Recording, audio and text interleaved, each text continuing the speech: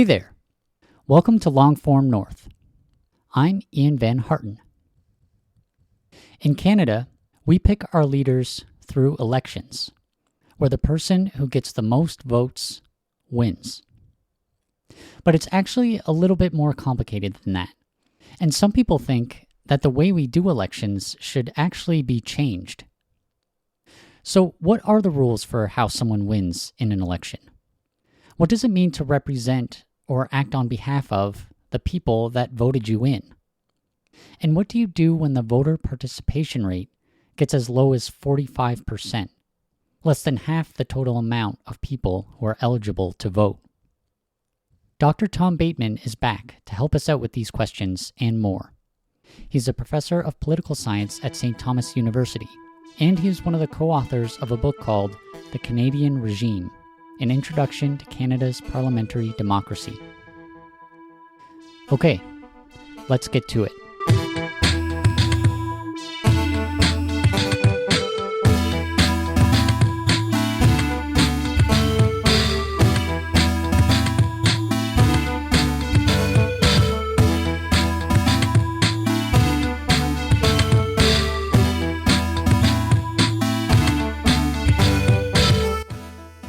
All right, Dr. Tom Bateman, good of you to be back again.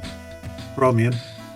So this time around, we're talking all about elections and the electoral system and electoral reform. So lots of different areas to talk about. But I'm wondering, just to start us off, if you want to give kind of a general comment about Canadian elections. How do you think about elections in the big picture and how they fit in the system overall and how they're carried out in Canada? Well, Canada is a democracy that's founded on political equality. Political equality means that no person or group of persons has any natural preeminent right to rule. So sovereignty, as a practical matter, kind of resides among the citizens, each of whom has the right to vote in general elections. And the right to vote is protected in Section 3 of the Canadian Charter of Rights and Freedoms. But that's kind of an unfortunate rendering in the sense that many people think voting is more an obligation of citizenship than it is a right. Because if it's a right, then you can choose to exercise that right or not, according to your own judgment. An obligation suggests that whether you feel like it or not, you should do something. So anyway, we have elections, and one big distinction in the history of political thinking in all of this is whether citizens should participate very directly in the government of their political community, or whether they can participate only intermittently and indirectly. And so the first option is where citizens actually gather and they deliberate upon a public policy issue and then vote themselves on it. And we are vaguely familiar with this in the form of referenda or plebiscites at more local levels. And these are circumstances in which a question is put to electors and it's phrased in terms of a yes or no option. And then the electors vote in a large regulated process to support or not support the question. And, Quebec has had a couple of referenda on separating from Canada. Canadians have had at least one go at approving or not approving a large set of constitutional amendments back in 1992. Local municipal residents will sometimes have the option in plebiscites to vote on some public policy matter. And so we're familiar with that, but it's very rare. And certainly what we do not do is gather regularly to transact public business, like what a direct democracy would be. In earlier times, when political communities were much, much smaller, we have examples of city-states whose citizens gather and transact public business, vote on this or that, and then will try criminals and so on and so forth. But, they were fairly unstable places, and they're also very small.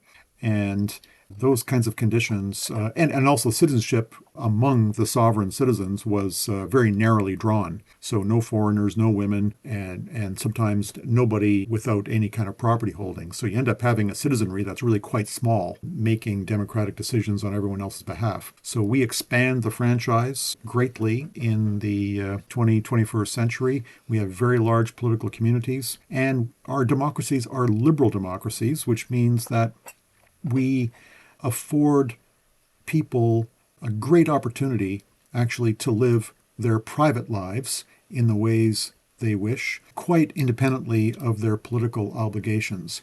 Which means in places like Canada, liberal democracies like Canada, we generally find it acceptable and even preferable that people have large private spheres in which they can worship whom they want. They can engage in commerce. They can engage in sports and entertainment and associate with whomsoever they want and so forth, quite independently of their political obligations.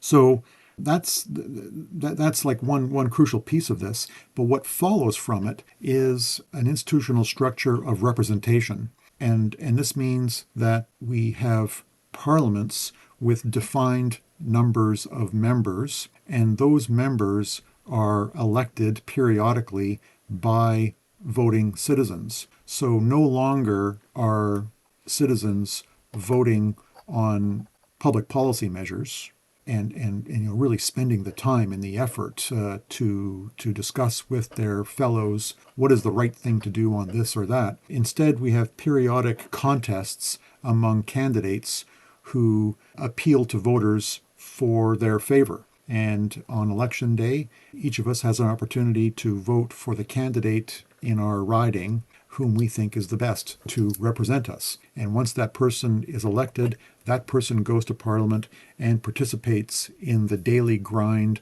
of government, lawmaking, holding the government to account, and so on and so forth. So we are sort of transferring to these representatives important activities that we ourselves either do not want to do or do not think we are competent to do. And so political representation means indirect democracy, and it means now sort of citizenship for most of us is kind of like a part-time thing, and whereas the representatives are the full-time members of legislatures who act on our behalf. And so there's this idea of representation, and these candidates act as our representatives in government. But you raise in the book how there are different theories about what representation actually means. So can you talk about those different theories and how they influence how we decide which candidates we want to choose? Yeah, sure. Three I think big accounts of representation. The idea of a representative is that the representative is kind of like an agent acting on behalf of a principal, a group of principals. So the principal is delegating to the representative a decision-making capacity, and then the representative remains accountable to the principal for how that agency has been sort of executed or discharged. So, one big theory is what is sometimes called the delegate theory, and that is that the representative is given instructions by the voters or the principals and will vote according to those wishes. And if the delegate fails to vote according to the will of the constituents, the voters, then there needs to be a process to yank that representative for failing to be a proper delegate. And so the delegate is a representative who's kind of beholden to particular wishes by the people who reside in his or her constituency. So that's one big theory. And the next big theory is the trustee model, and a 18th century British parliamentarian and political thinker Edmund Burke perhaps articulated this account better than anybody else. And the trustee acts on the best interests of the principal, but not the wishes of the principal. And when I talk to students about this, my analogy, it's kind of an awkward analogy, but it does make sense, and that is that imagine the relationship between a parent and a child. in a way, the parent is the trustee and the child is the principal. The problem with the child is that he or she does not really know what his interests are, his or her interests are, and nor does he or she know how to advance them.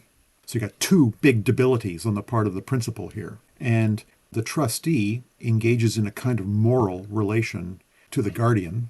I'm sorry, to the child, and is kind of bound morally to act on the best interests of the child.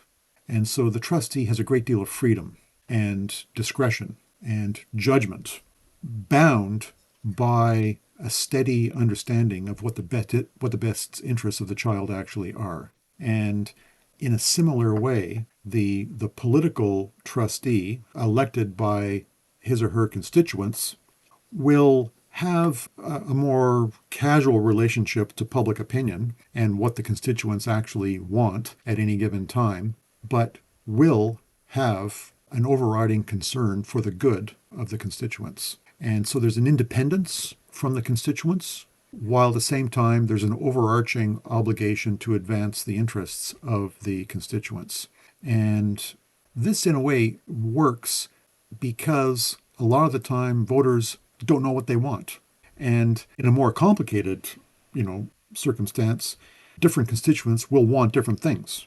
And this, by the way, is the real problem for the delegate theory, because the delegate theory more or less operates on the assumption that the constituents have a single and discernible interest that the delegate shall execute on their behalf. Those two conditions may not actually obtain at any given time. In fact, you could say often they don't obtain, and certainly on the homogeneity front, that's rarely the case. You got in Canada federal constituencies that are between 100 or between about 88 and 120,000 people per constituency. And like, come on, we can't even agree on the weather in this country. Never mind anything relating to public policy. So the homogeneity of the delegate model really doesn't kind of like obtain in practice. The trustee is more comfortable with the diversity of opinion and so forth because the opinions of the constituents don't matter as much to the trustee as they do to the delegate. But of course, with so much freedom and independence from the opinion of the constituents, the trustee can fail in his or her task and misread the interests of the constituents, substitute his or her own interests for those of the people who elected him or her. So that's kind of fraud as well. Now, the third big model is the party member count of representation. And of course, in Canada, with few exceptions, candidates who offer themselves for election in a constituency in an election campaign are often tied to a political party. They have undergone a previous process to be nominated by their political party to represent that party in the election which constituents will vote in. And that means that they have sort of declared an allegiance to a political brand, maybe to like a kind of a political philosophy in a way, kind of like a policy bent or orientation. Membership in a political party may commit them to very specific public policy positions that they are supposed to represent in election campaigns, which means when the voters vote for the candidate, the voters at the same time are kind of voting for the party the candidate represents. So the candidate represents like a menu of kind of policy options or policy bents, if you like, and that's what you're going to get if you vote for that particular person. And Canadians are kind of conflicted on the point, but I think the empirical reality is that parties do something in principle that voters really like, and that is that they narrow and clarify the choices that voters must make. Because what each party does, it puts into a little package a kind of like an identity, a view of the country, a view of politics, a view of political ideologies, public policy preferences, and so forth. So this party shows you this package, and this party gives you this package, and so forth. And so they're doing some of the thinking for us, and the candidate offers us a party label, and that gives us a shortcut, an intellectual shortcut. which means we don't have to spend the time sorting it all out and so on and so forth. It's kind of like these days sitting down to watch TV. And like my wife and I have done this, and we've sat down and said, okay, so what are you going to watch? Well, so we go on to BritBox or something like that, and we look at all the things, and we haven't decided anything because there's way too much choice, and we just blown an hour and a half trying to figure out what we want to watch. Okay, it's time for bed, so forget it. We're not watching anything now. Okay, and that's the tyranny of choice. And back in the old days, when I was a kid living in rural Manitoba, there were there was one good choice, which was CBC, and then sometimes there was CTV, but the reception was lousy, so it was like CTV in the middle of a snowstorm, and so there are like two or three options, and like it was easy to watch TV, and maybe it wasn't a peak experience, but I didn't even know what a peak experience was, and so each network gave me something, and yeah, they weren't that great, but I'll take this one, and I could actually start watching like in a second, as opposed to waiting 2.5 hours selecting what might be the best thing for me to watch. And so political parties are kind of like taking us back to the old days with three big networks, and I think yeah, people kind of like that.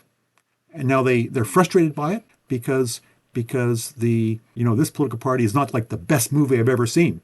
It's just kind of like a run of the mill kind of movie. And that political party, not the best movie I've ever seen. But that's the trade off we make.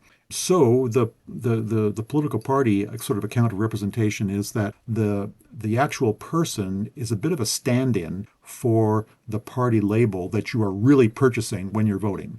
And in Canada, this is a particularly salient account because party discipline in the House of Commons is quite high. If we elect a Liberal in my riding here in Fredericton, New Brunswick, that MP is going to vote Liberal.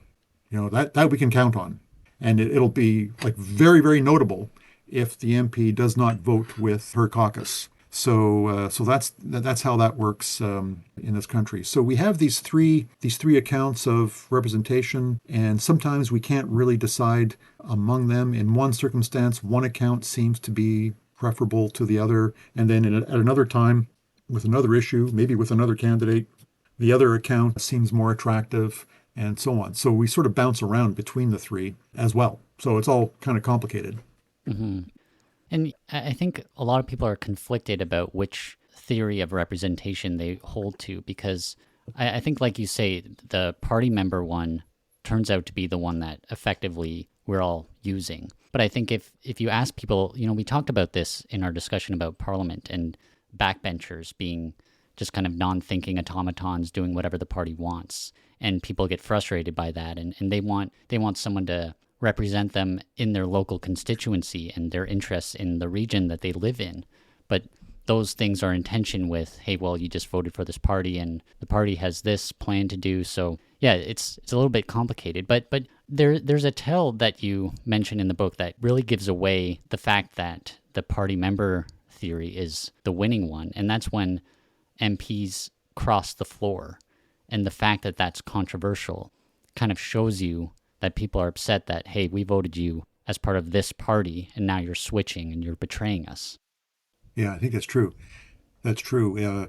Sometimes what'll happen is that an MP will fall afoul of his or her party and either resign position in the caucus and sit as an independent in the House of Commons. And then sometimes that MP will run again in the same riding as an independent. And now this time, what's happening is that the MP is really putting his or her personal appeal to the test. And occasionally it works. It worked, for example, with Jody Wilson-Raybould back in 2021. And then she subsequently resigned from politics. But I'll tell you, it doesn't happen very often.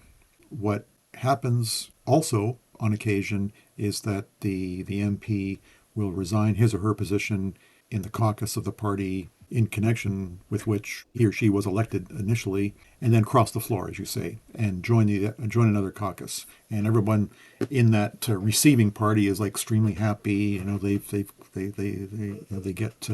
get a win, and it shows that the other guys are falling apart, and blah blah blah blah blah. But the next question is, will that floor crosser get elected in the riding next time around under a new party label. And sometimes it happens, and sometimes it doesn't. And it's highly circumstantial.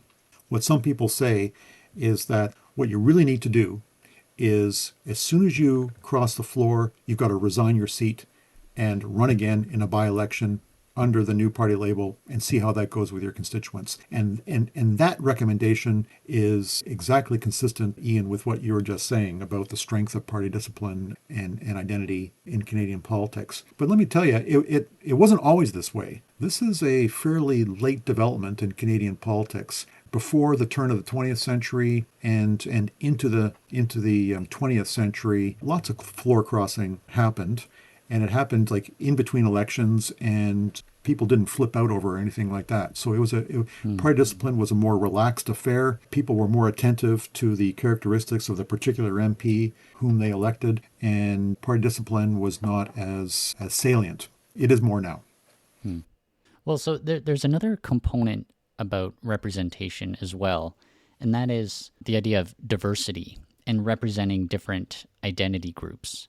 And there's sort of this idea that the government and the MPs and cabinet should, quote, look like Canada. So can you talk a bit about this component of representation? It's a great it's a great issue, and a real tension here, because on the one hand, one view is that the people we elect to Parliament should be the best. They should just be the best people, the best judgment, best preparation, best experience, best mental acuity, so on and so forth. The other view is that no, they need to reflect the polity in which they work. And so Canada is geographically, demographically, culturally, linguistically very diverse, and arguably becoming more so.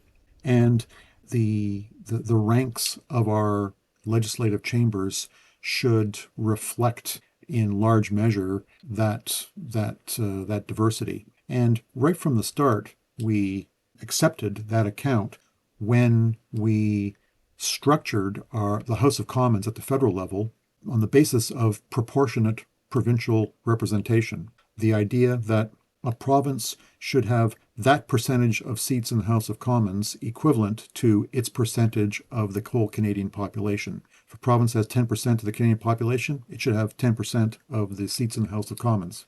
So that's like a geographical diversity that needs to be reflected in the House of Commons, and that's fine. And in the early days of Confederation, the English-French dynamic was extremely important. And so it was always important for governments to have significant representation from both communities in its caucus and in the cabinet, the governing body. And 2 points here. One is that maybe the representation of salient groups, linguistic, religious, geographic, cultural, ethnic, so on and so forth, is good because it actually produces better public policy. You've got more input. You've got sort of quality intervention from different points of view into the creation of public policy that will, when implemented, work better for the kind of polity that Canada actually is. So that's one point. And then the other point is that even aside from that, a legislature that sort of looks like the country as a whole is a more legitimate body than one that is very, very asymmetric in its representational composition. And so, this view is born of the, I think, basic idea that constitutions are at bottom an affair of the like the heart of the citizen. That constitutions work when citizens writ large recognize the Constitution and all the institutions of government as legitimate, useful bodies. And so the question is, what contributes to a broad sense of the legitimacy of an institution? Well, one of those elements, I think, is how broadly representative the institutions are of the broad socio-demographic composition of the country. Now, the issue of course, is the reductio ad absurdum that this may produce, which is that, I think according to the latest census, there are about 400 languages spoken at home among citizens and permanent residents of this country.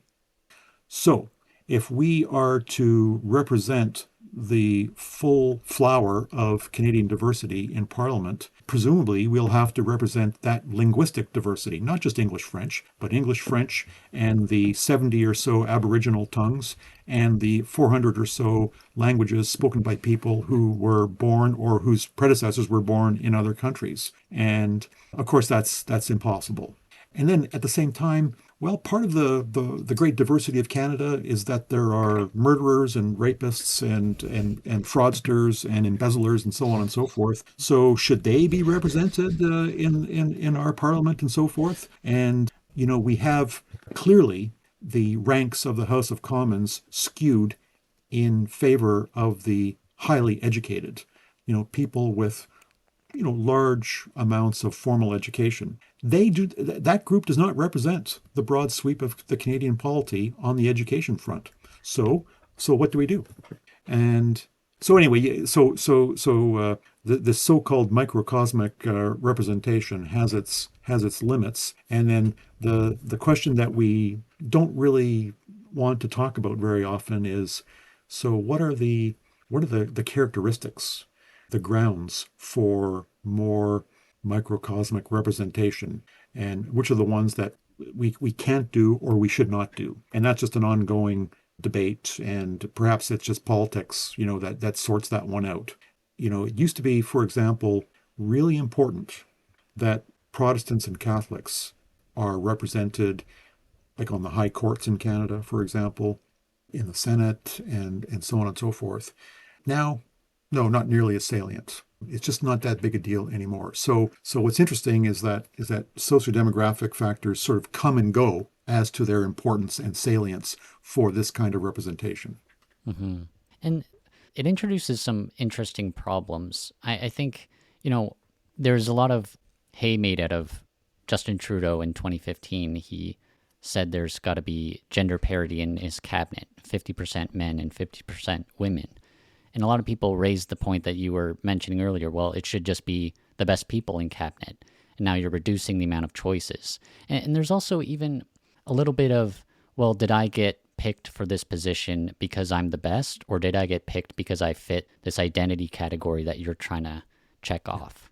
Yeah. So, yeah, there's a lot of issues. And it's becoming more controversial with time, too. But, yeah. Yeah. Yeah. I think it is. Quotas always pose problems, but at the same time, sometimes representational goals are not in any kind of conflict with the competence criterion, Hmm. because there'll be lots of people in a particular group that are perfectly competent and so on and so forth. So a lot of the time, the matter does not really arise, but there might be occasions on which it might. Hmm. So there's a last part of representation that I want to talk about too, and that's just the local representatives. So we break up the country into lots of different districts so that each district can have a local MP to represent them. So can you talk a little bit about how exactly those lines are drawn? Because I think the way that the lines are drawn are going to impact the results of an election too, right? Absolutely. We have a single member plurality electoral system in Canada. It's been that way from the beginning. We've experimented sometimes at other levels of government, like even the local levels of government, especially in Western Canada, with alternatives.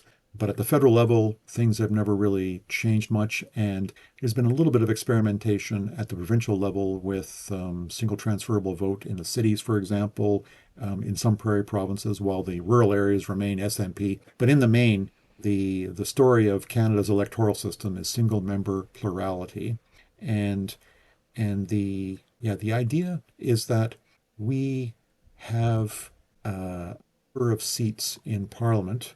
For the next election, it's going to be 343 seats.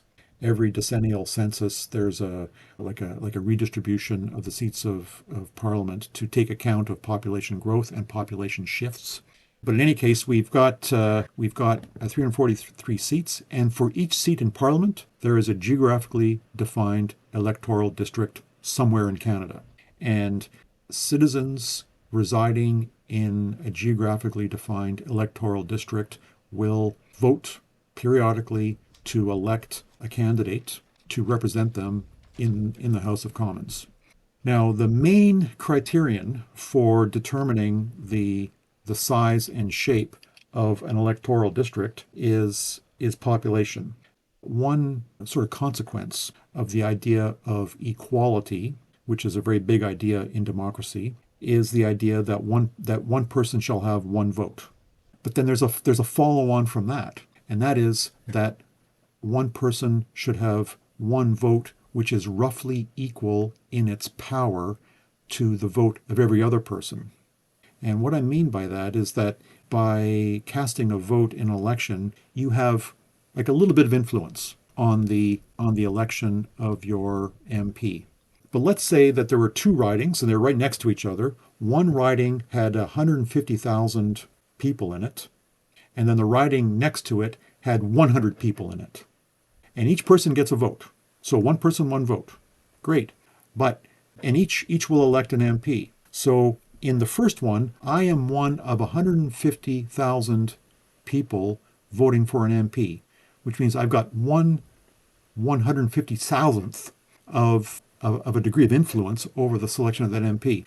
Next door, you live there and you have 1/100th of a degree of influence. Your vote is way more powerful than mine.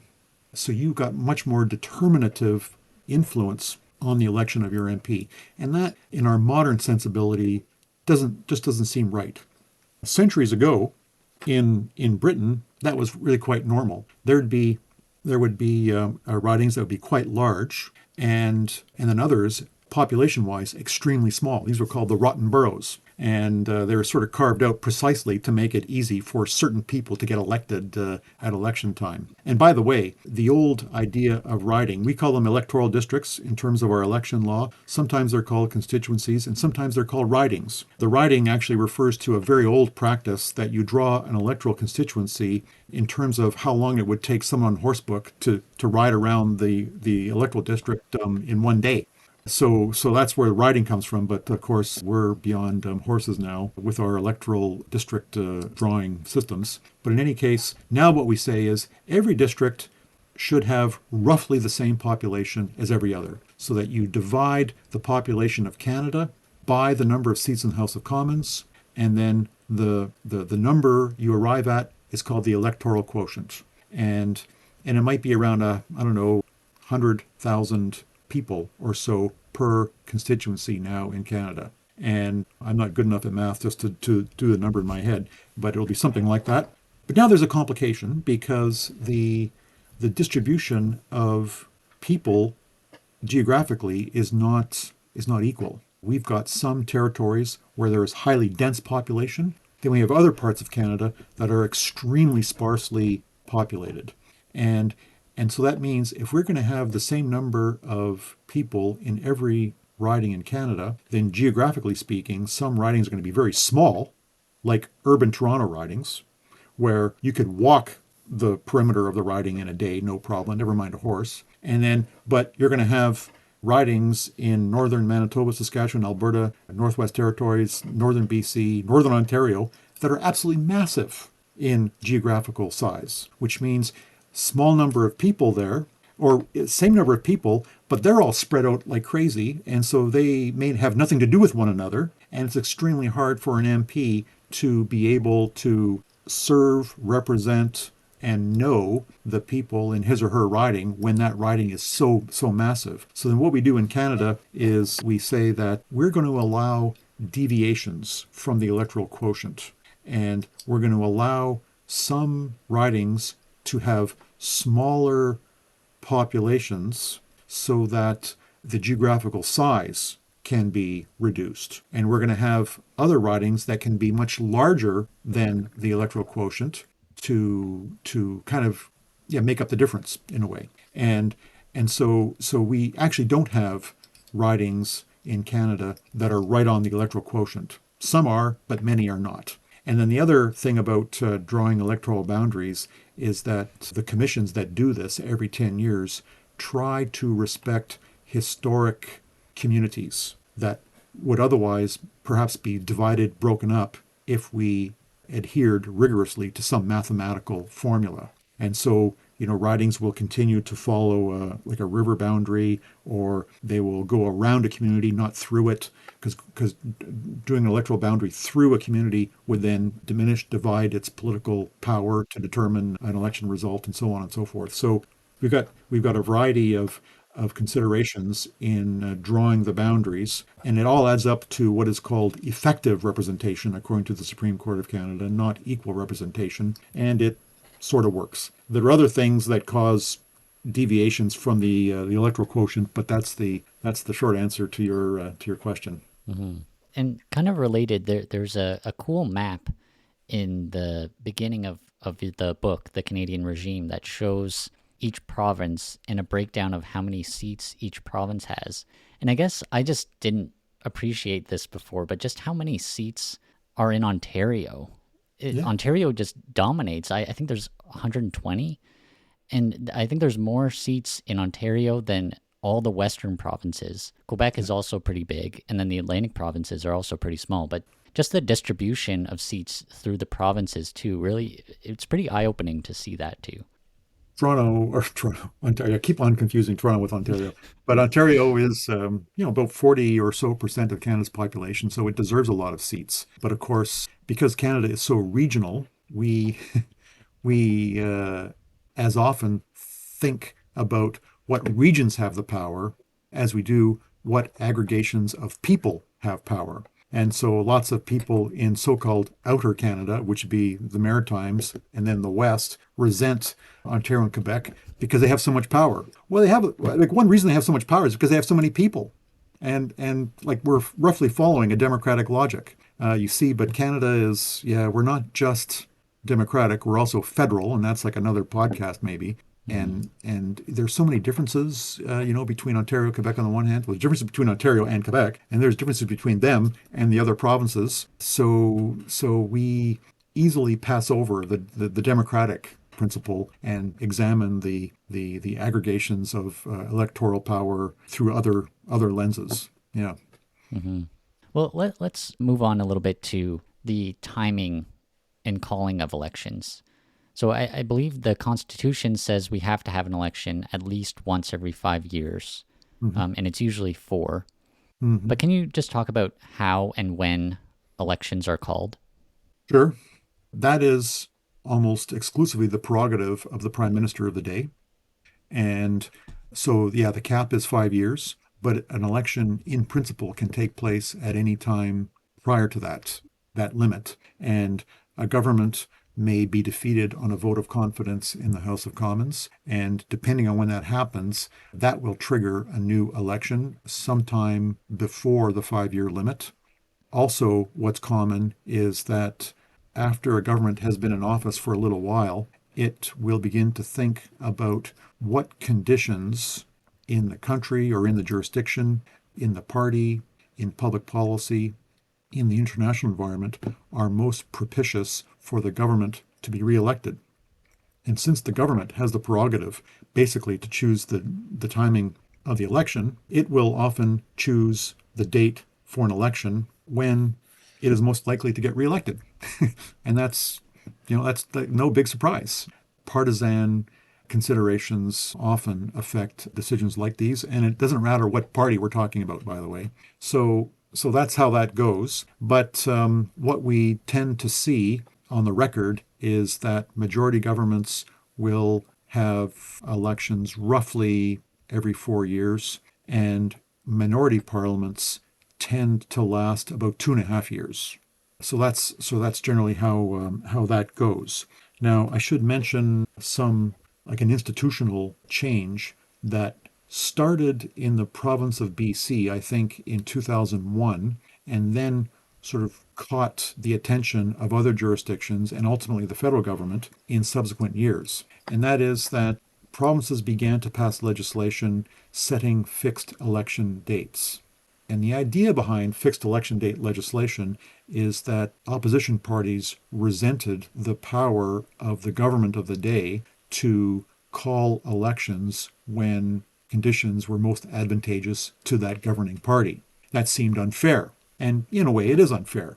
So the idea was we should pass legislation requiring elections to be on this particular time every 4 years. And that way we're going to take the initiative, the partisan interest in election timing out of the hands of the government. And so now we're all on a level playing field in a sense. And the advocates for this idea, of course, looked to the United States, whose elections are fixed, and like Canadians are wont to do, they say, "Ooh, like the Americans do that. That's a nice shiny object. Can we have one of those too?" And so that's sort of what we've done. Now, there's a there's a couple of additional things to be said about fixed election date legislation.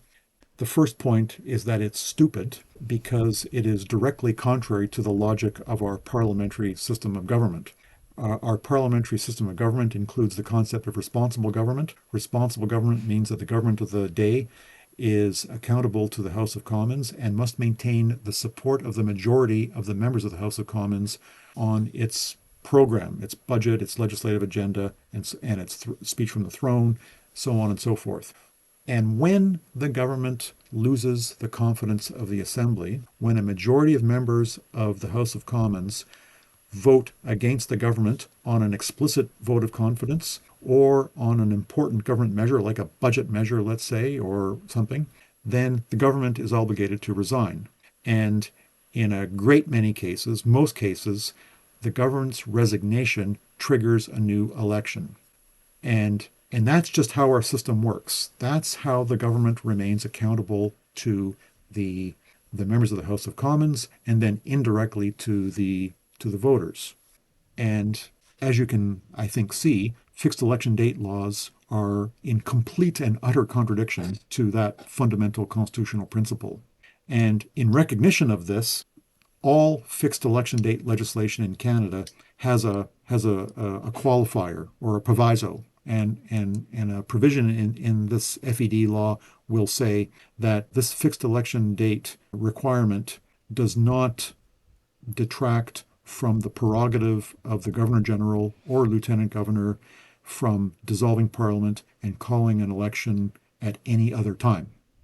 And that sort of reconciles fixed election dates with responsible government. But of course, what it does is it negates the idea of fixed election dates almost all the time. And because the Governor General will 99.5% of the time grant a request of dissolution made by a prime minister or premier, that means the old prerogative of the prime minister or premier to call an election when he or she wants to do so still is still there, basically still there. And all I can say to you is look at the evidence.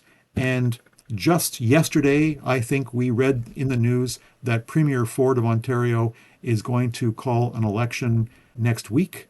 And this is more than a year out from the fixed election date for Ontario elections, which means he has just ignored the fixed election date constraint with sort of a magnificent shrug. And the Prime Minister of Canada, who introduced fixed election date legislation in the House of Commons, Stephen Harper, he ignored it. Justin Trudeau has ignored it. I think pretty much every premier in a province with fixed election date legislation has ignored it too. So it's dumb, and it doesn't even have the support of people who support it. So there you go.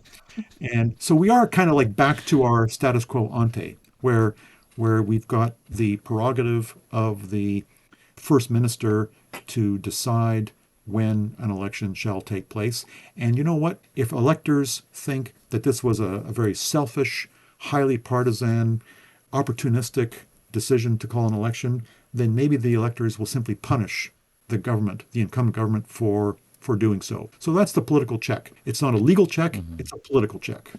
Yep. So that there's the timing of elections, but there's also the length of campaigns, and which does also have an impact, and in particular, I think, on campaign spending. And because there's a lot of rules around limits on how much you can spend and limits on how much third party advertisers can spend as well.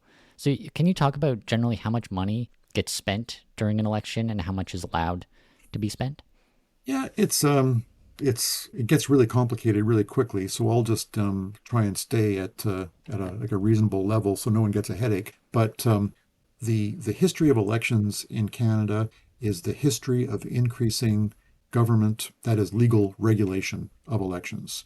They were very loosey-goosey affairs in the first several elections in Canada. There wasn't a secret ballot at the start, and elections would actually not take place on a day, but they'd take place over a period of weeks. And that means that a candidate who didn't win in this riding can scurry over and have another go at it at another riding whose election is going to take place 2 weeks hence, and so forth.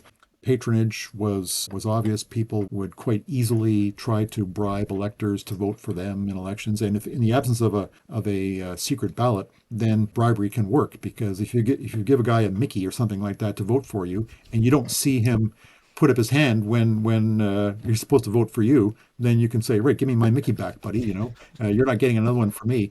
But if the secret ballot, okay, that doesn't work. So the potential for that kind of petty corruption goes way, way down. And then over time, we began to think about other problems in electioneering, and Parliament, especially since the 1960s, began to move to regulate elections. And often the regulations took the form of requiring candidates and parties to disclose their donors and the amounts of donations, so that they can go ahead and collect all these donations, but they have to publicize this so that people like you and I can look, and we can see who their benefactors are, and who might exercise untoward influence if they get elected, and so on and so forth. And then with the passage of time, new regulations were passed, actually to limit the amounts of money that candidates can spend, that parties can spend, and that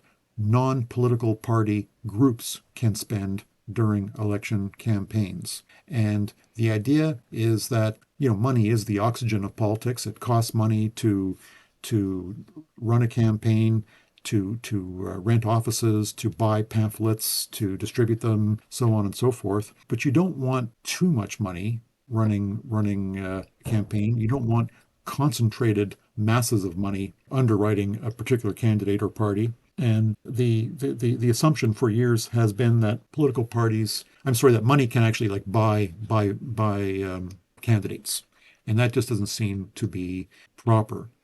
And so we limit now the number of days for an election, and we tie the amount of money candidates and parties can spend during elections to the length of an election.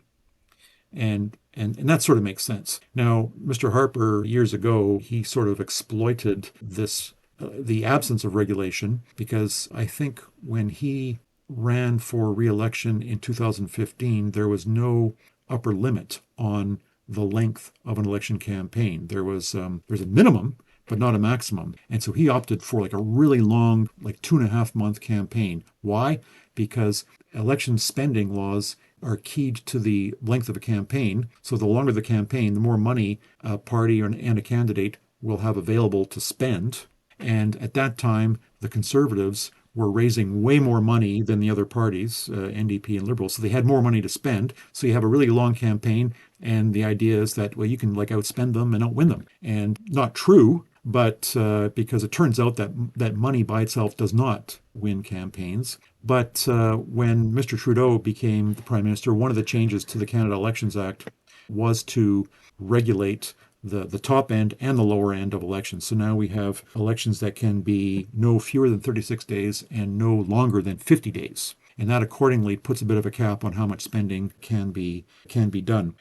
A candidate is roughly able to spend about $100,000 in an election campaign. And the political financing law ties the amount of money that can be spent by a candidate to the number of voters in his or her riding. And so the higher the number of voters, the more expensive it'll be to get to them and reach them and so on and so forth. And so you're allowed to spend a bit more money. Doesn't mean you have to spend that, but you're able to if you have the money. Parties as a whole can spend 30 million bucks across Canada in a year or in a campaign. And third parties are able to spend a maximum of $5,000 per electoral district and overall approximately $600,000 across Canada. So third parties, for free speech related reasons, are allowed to participate and spend, but they are subject to limits in how much they can spend. Same with political parties, same with candidates. And there's been lots of litigation on this because one of the arguments is that spending money is a form of expression.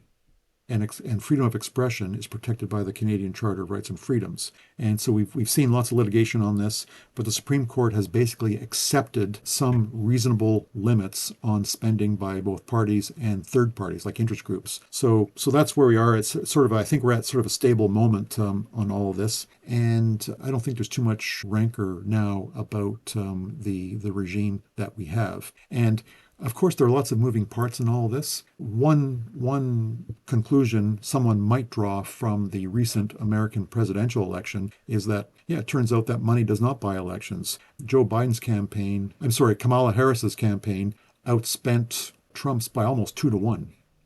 I think, and he still won. So in principle, money's not going to do it all by itself.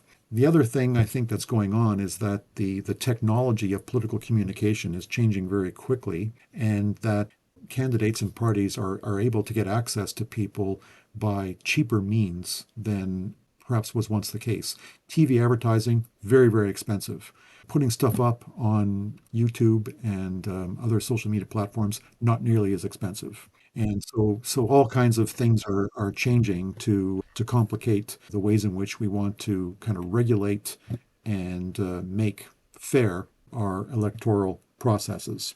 Also, by the way, I should say that there are regulations in place for donating to political parties. A big change that we have had in the last 15, 20 years is that we no longer in Canada allow corporations and unions to spend money or to spend.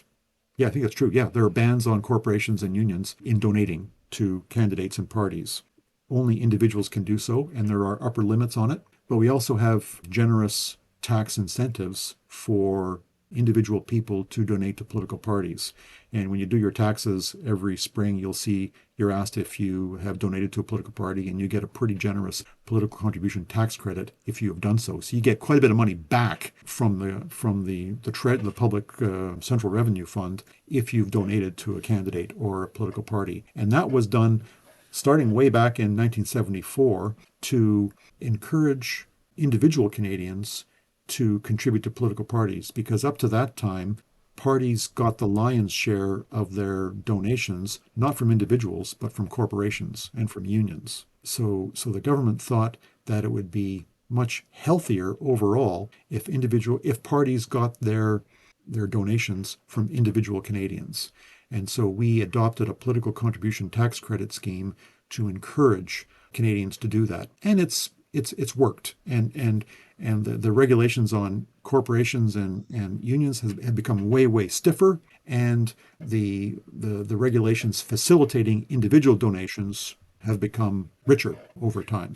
And now, yeah, it's the party that gets individual donations. That's the party with the money. And it turns out that, oddly enough, it's the Conservatives that have been now the best in the last 20 or so years in getting lots of money in small amounts from a large number of individual donors.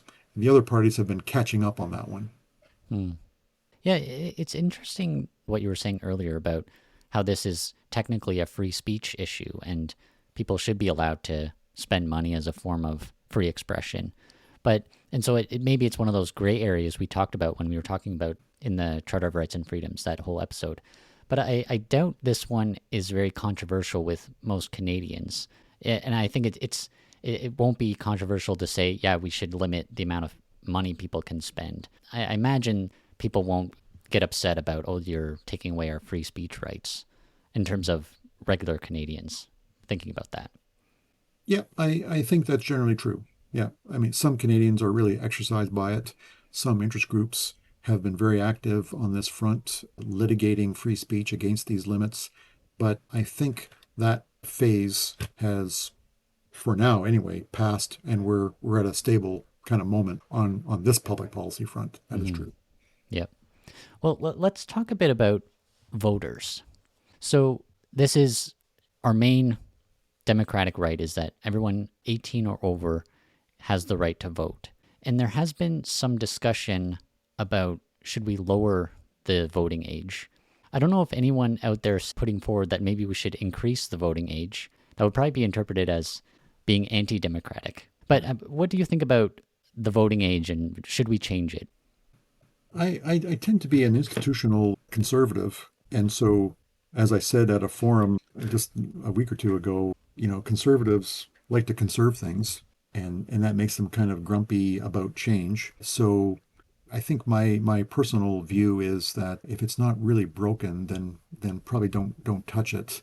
Because we're human and we're limited in our knowledge, we might be interested in changing something, and we might know some of the consequences of the changes that we produce, but I'll bet we won't know all of the consequences of the changes we produce. And there's no reason to think that the unanticipated changes are going to be good changes. They could be as easily bad as good. And so that sort of puts me in a frame to resist most policy innovation. In fact, what it does is it just simply raises the burden of proof that the proponent of change actually has. That's what, for me personally, that's what it means. Hmm. Okay, convince me at a high level of proof that the change you suggest is good, that it's really addressing a really bad problem, and then let's consider it.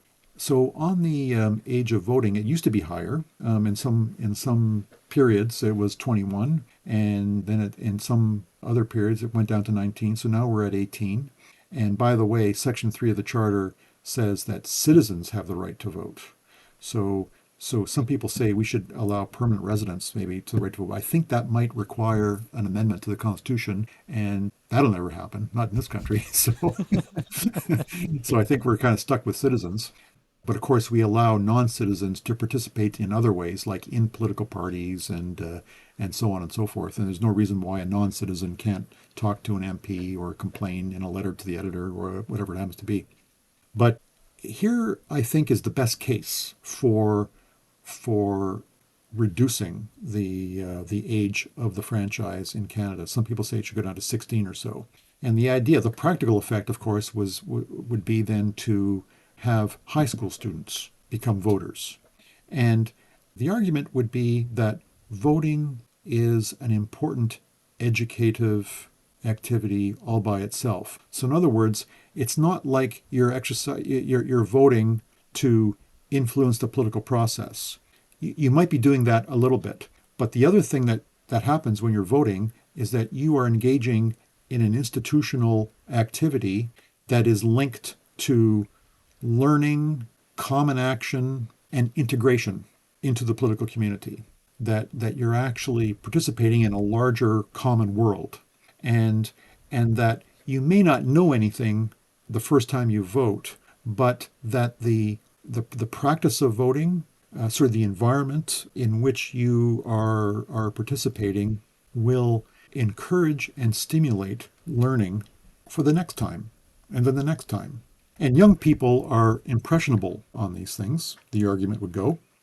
And so if you lower the voting age, you're going to be socializing Canadians better into the electoral process. And I think that's an excellent argument. I'm not sure. I don't think it convinces me, but it's a very good argument. Like, I see it, and you can see how high school teachers, could really exploit this, and they would have sections in their social studies curricula at election time, and they'd have candidates come in, and they would have maybe mock parliamentary debates, and they would talk about salient public policy issues and all the merits of them and so on. So you could see how it would be the right to vote at 16 years of age would be like an anchor for all kinds of really great stuff happening in a high school setting. So I think that's potentially very, very positive. I just don't know to what extent younger people will sort of take it up, but maybe it doesn't matter.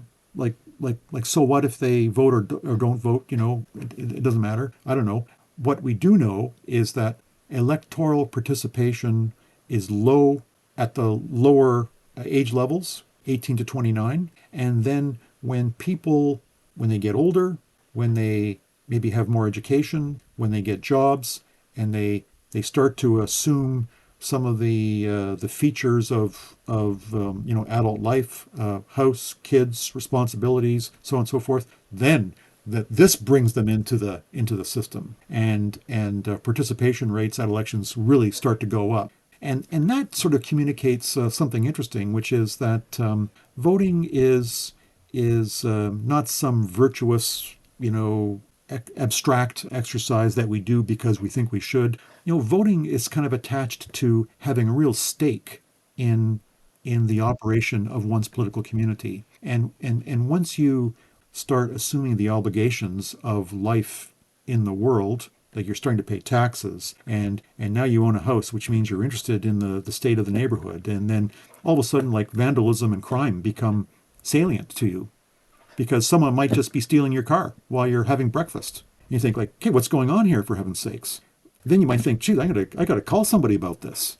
And then you might go to a forum in downtown that involves the police service trying to convince you to calm down, and so on and so forth, and whatever it happens to be. So all of a sudden you become a citizen, you become active, and I think that's the key. And so, do young people sort of have that kind of stake in the political life of their community, which really supports the action associated with voting and deliberating and learning about the issues, and so on and so forth. So there's a sense in which what we want in the 30 and 40 year olds, or what we see in the 30 and 40 year olds, is kind of what we want to impart at the high school level. And it may be that they're just not ready for it. They're too interested in, rap music and what somebody's wearing and haircuts and social media, and blah blah blah, and they're just not into it. And I don't know. So the thing is, would it be any harm to reduce it to 16? In which case, if it works, great. If it doesn't matter anyway. Or are you making a statement about the dignity and the importance of the franchise by limiting it to people who are more in a position to take it seriously? Because what you don't want to do is to trivialize the vote, because we've been talking about 16, but well, how about 10? If socialization is so important, and people learning to go through the motions and so forth, well then why not 10? Like, why not 7? And people would say, no, that's actually stupid, because now you're making the vote look like, hanging your toque on the right hook when you get to class in the morning. You know, well, that's stupid. So anyway, you see what I mean. So I don't want to decide the issue, but I kind of would like to sort of lay out the factors.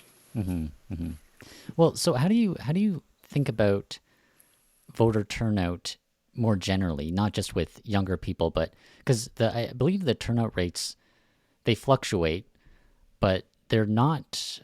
People often point out that they're not very high, and so what in your mind, what does that indicate? Is that a bad sign?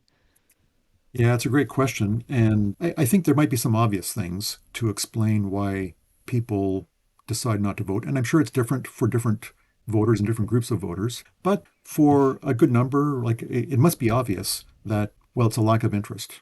That like I'm just not interested. And I can hear that. I hear that from people quite a bit. And that might be another way of saying that the issues before the province or before the country, like, they're not important. They're not salient. They're like, none of this really affects me. And so I just don't see why I need to invest the time and the energy and the frustration in learning about the issues, and taking time off work, and blah blah blah, all that stuff, to exercise a vote when nothing really animates me in any of this stuff. Now, that's another way of saying that, oh, so things actually might be pretty good in the country. Okay, if there's like if the place is not falling apart, and we're not being invaded by China, and I haven't lost my house, and so on and so forth, then yeah, like then in this case, non-voting is actually maybe a sign that things are going relatively well. Because what you might say is that we don't want people voting and just being pains in the neck just for any reason. Because there are people like that, eh? They just like to be obstreperous and and they're just like big bothers. And so you don't want people voting and talking and debating and just to hear themselves talk all the time. You want people to be kind of serious about this. And if there's nothing serious happening, then maybe low voter turnout is a kind of an endorsement that things are going fairly well. So who knows? By the way, we are not just a democracy, we're a liberal democracy, which means I spend most of my time in my private realm doing my little thing. And if there's nothing in the public realm disturbing my private life, then maybe things are going as they ought. So there's that view. Other people may not vote because they literally don't see the point in it. They have a low sense of efficacy, that I've got a bunch of frustrations. I don't like this thing that's happening. I don't like that thing that's happening. But voting is not going to change anything. And there's just no point. And, there are different degrees of radicalism associated with this view. And one is that, yeah, voting is just, me as one of 100,000 people in a federal riding. So, like, come on, just look at it. How can I influence the outcome of this election?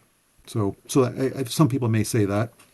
The more radical view is that the whole system is sort of rigged in a certain direction. Maybe it's wealth that is actually dictating everything, or the professional managerial elite who ensure that elections actually don't do anything to upset the system operating as it has to our benefit. And so it might be that kind of criticism. And then that might be connected to another reason, which is just some more worrying disconnection from the political community. That some people, like, they just don't sense that they're part of this larger enterprise, and they just don't know where to fit into it. It all seems alien, and the language is a language they never use. These are people they never associate with, and it just doesn't make any sense. It's almost like voting is like a foreign country, and like I just don't know what's going on here, and I don't feel a part of it. And this is kind of like a fragmentation, which I think is a perhaps a deepening malaise in the Western highly developed, increasingly technologically sophisticated democracies, because now we silo ourselves in different Facebook groups and social media platforms and so on and so forth. We're not watching common TV shows. We're not reading one or two big flagship newspapers as a community anymore. So we're not even thinking about the same things. Never mind having the same opinions about things. Like, we're not even connecting on anything. And if that's true, then it's not hard to see how people may just feel disconnected from the whole political order. By the way, just in the last week, a couple of polls have come out asking people that, if President Trump promised lower taxes, good health care, and all the goodies associated with American citizenship and so forth, would you support joining the United States? Well, when all the nice conditions were put into the question, 43% of young people said yes. Yeah. And it's the older Canadians who said, no, I don't care how good it is. I'm not going. Okay? And I think, like, wow, that is fascinating. Now, of course, the question in the poll was kind of rigged in a way to make joining the United States really quite attractive. But what it's doing is implicitly, I think it's a measure of the basic psychological connection that a young person has to the country, to the political community. And that if we create a decision-making situation in which joining another country will yield better material benefits, a better quality of life, and so forth, would you do it? And 43% say yes. So this is like really interesting and really sobering, and I think it might be connected to this long running phenomenon we see that voter participation does vary with age, and only when you're really quite old does it really drop off for kind of obvious reasons. But at the front end, it's very low. Hmm. Well, does the responsibility for voter turnout fall on any particular person or group, or is it just the voters' responsibility and choice, or is it the politicians themselves or people in leadership to create the conditions where people do feel connected and engaged? Well, as I said at the outset, the dominant way in which we understand voting is as a right rather than an obligation. And I think that was a fateful decision we made, and we think that we have bolstered voting by guaranteeing it in the Charter of Rights. But as I said earlier, the whole problem with a right is that you don't have to exercise it if you don't want to. It's a prerogative of mine, and obligations operate differently. If I am called by a sheriff to appear for service on a jury, it's the offender who has a right to jury, not me. I have an obligation, like a legally enforceable obligation to serve on that jury. And and unless I provide a really good excuse to the judge as to why I cannot serve, I am taking time out of my private life to transact this extremely important public obligation. And Canadians kind of understand that part, I think. And so when we pitch voting as a right rather than an obligation, we've given up a large part of the rhetorical case for voting participation, it seems to me. So maybe we need to think about what is required actually of people to make a polity actually work well. And hard to say. Maybe that ship already left port. Don't know. But anyway, that's just part of the answer, I would say, Ian. And what we have done is that we've done all the technical things. Modern societies are really good on the technical stuff. We've made it easier and easier to vote, and it has moved maybe the needle a little bit, but not very much. Now, what does move the needle actually sometimes is the salience of an election. And so if there's something big happening, then maybe more people take interest, and voter participation does go up. The 2015 election was a real spike in voter participation at the federal level in Canada. That was the year Stephen Harper's Conservatives were defeated and Trudeau's Liberals won a majority. And voter participation it went up markedly, and it's sort of trailed off since then. So you see these spikes when perhaps there is increased salience in an election, maybe like a big issue. Like in 1988, it was free trade, very big deal. Everybody was animated about that. Maybe it's like a new personality. Trudeau really had that kind of effect on a lot of people, and young Canadians, by the way. Or maybe it was legalizing marijuana. Yeah, of course. Yeah, of course. Good point. Yes. How could I forget dope? Yes. So, yeah, so that happens sometimes. That's a good point. Hmm. Well, so what do you think about voting online? As I think people sometimes bring this up as a way of making it voting more accessible, and maybe that's even though, like you say, we have been making it more accessible, but will voting online move the needle, or is that even a good idea? I think it would be consistent with other measures we've taken to make it as easy as possible, and maybe that'll work for certain people. I can see elderly people maybe taking advantage, but elderly people are also less proficient on electronic technology, so that's a tough one. I think security issues are a pretty big question for electronic voting, and we are now, I think, quite suspicious of pretty much anything that happens on the internet, and there might be excellent reasons for that suspicion. So I think that's a real steep hill to climb. Just the security questions associated with electronic voting. This might be my cranky sort of conservatism coming out again, but more and more online life does disconnect us from the common world, the common material world in which we live. And so it means that people, they might be staring at you, but they're listening to something that's generated like in, Japan or somewhere like that. And and yet our political communities are defined by space. So you've got our information technologies that eliminate the significance of space and time. And yet our politics remain territorial, and that means they are bound by space and time.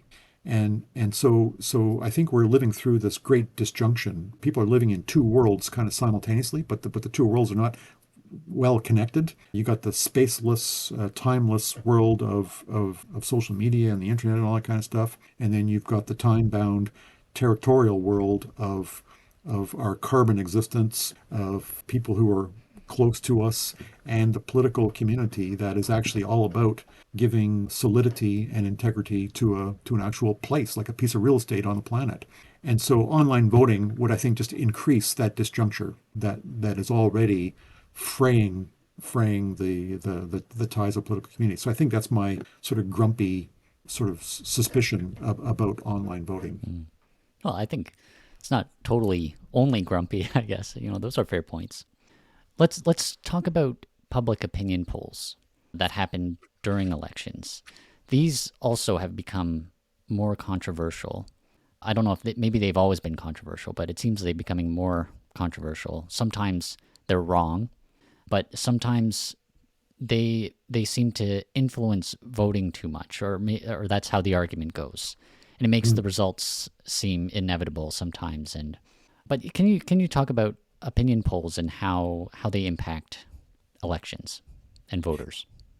Yeah, I'm not an expert on this, but I've sort of kept up a little bit with the scholarly commentary on it, and I think the main criticism historically of polling is that it it sort of converts election periods into horse races, and pollsters will undertake surveys, and the key question is, if an election were held today, for what party would you vote?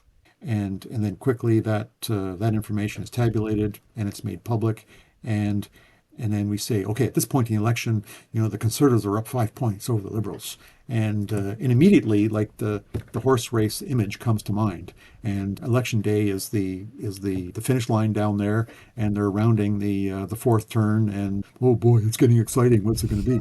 And and and the idea then, it becomes this weird kind of contest among titans, usually the leaders of the parties, and that occludes the public policy issues that really should be the subject of voter attention and debate. So I think that's one of the biggest arguments against polling, is that it sort of distorts the nature of elections, and it makes election campaigning sort of dumber than it would otherwise be. I don't know, but it's a good argument. It seems to me, at least.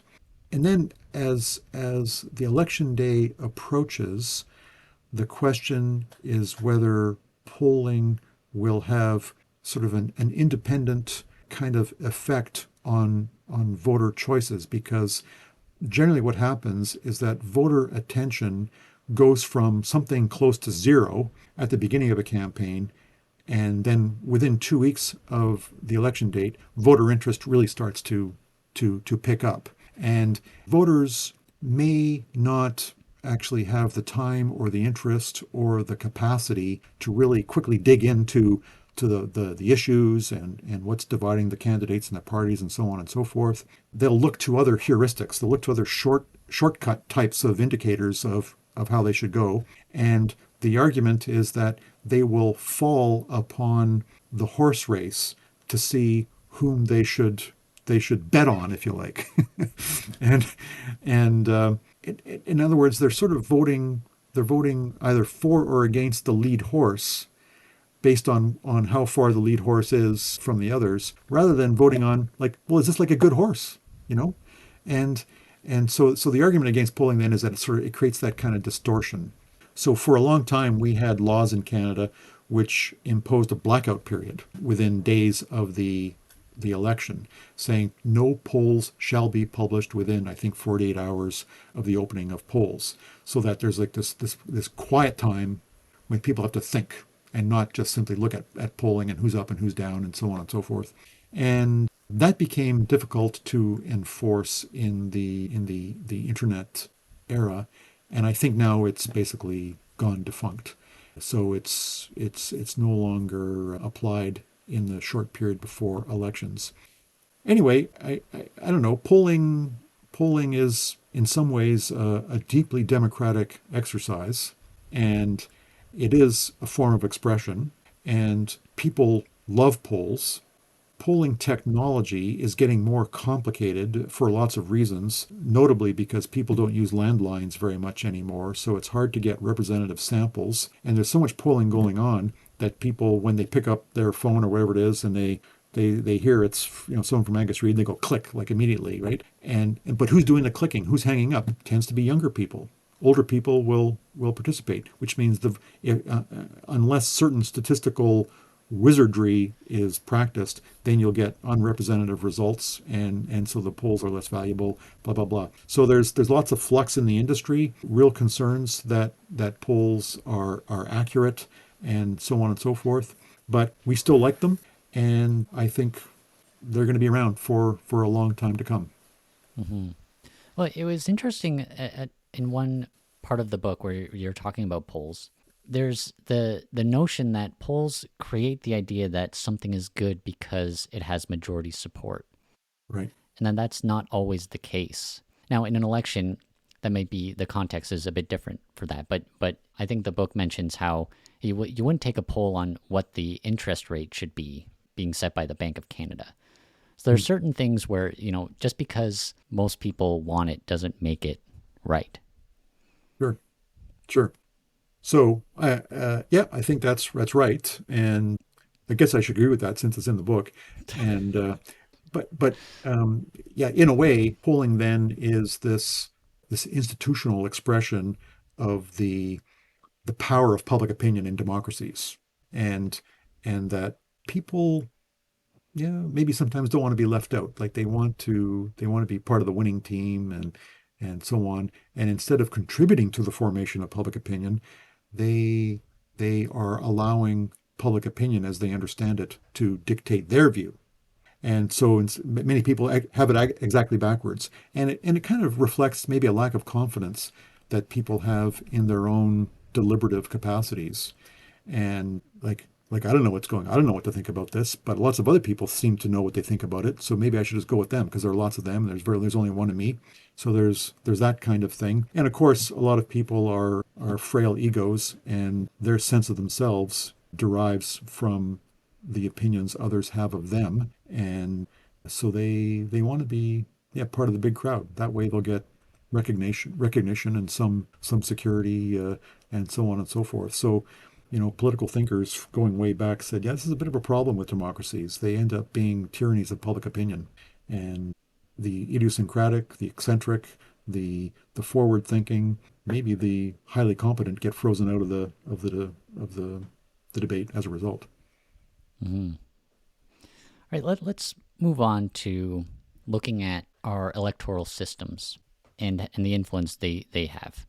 But before we drill down into the specific systems themselves, I'm wondering if you can set the context a little bit in terms of how we assess and go about choosing what the quote right system or best system should be. And I think it's most people don't think about how we're the ones choosing the rules of this, how this thing works, and in terms of how many MPs are there going to be, how many per riding, or if there's any per riding. Do you need a majority of votes to win, or do you need just to have more votes than the other guys got? So these are choices that we make, and they influence on how what the results will be. So can you just talk about a little bit at a high level how we go about thinking about these different questions when considering the electoral system we want to adopt? Yes, I ask students often, okay, so how does it work? And they say, well, like we vote, and then somebody gets elected. And well, that's great, but like it's way more complicated than that. And we have the easiest electoral system on the planet, I think. Like it's Hmm. really easy in this country. And still, a lot of us just don't really know. Like we sort of intuitively know what we have to do and so on. But if you ask someone to explain our system, very few sort of really get all the pieces. So I just find that fascinating. But what it means in part is that what we have is something that's been in place for a long time, and we've never had to think about it in any depth. So in that sense, it's one of those things that's just not salient. So I remember a book, I think from the 1950s by a political scientist, and he made this great point, and it has such broad application. He says, all organization is bias. All organization is bias. Now, what he's getting at is that when we fashion institutions, we will find it impossible to create an institutional order that treats absolutely everybody, every interest, every principle equally and neutrally. So you're always favoring somebody and disfavoring others when you create different kinds of systems of decision making, essentially. And I think in electoral systems, it is truer perhaps than almost everywhere else. We in Canada have the single member plurality system basically because the British had it when we inherited their whole constitutional structure and made it part of Canada's. So there's no necessary connection between the single member plurality electoral system and parliamentary government, but it just so happens that historically they went together in Britain and they've remained together with us. And then what happens over time is that it becomes just sewn into the fabric of our lives, our rhythms, our thinking, our party organization, and all that kind of stuff. And it's kind of like fish in water. You ask a fish, so what's water? The fish will say, I haven't got a clue. And it's kind of like that. So at the highest level, that's why we have the one that we have. And then it's usually, questions and criticisms from the margin that are raised about the operation of the system. And people begin to say, it can be different than it is. And the voices from the margin begin to say, like in Germany, they have a different electoral system, and they are a prosperous, advanced industrial democracy, just like Canada, but they do it differently. And actually, they've got and their political outcomes, I think are better than Canada's. So, and I think that their political outcomes are connected to their electoral system. So maybe we should look at that stuff. And other people say, yeah, it's true. In this country, it's this way, and so on and so forth. So that's sort of how it's gone in Canada. We've had a steady adherence to the kind of electoral system that we have, but with occasional periods of debate about reform and electoral system change. So that's I think the high level thing. The the main point is that it is never completely obvious how votes by citizens are translated into seats in Parliament. You have to have some kind of well-developed way to to figure this out. And there are, I think, about like 150 different potential electoral systems that you can choose from.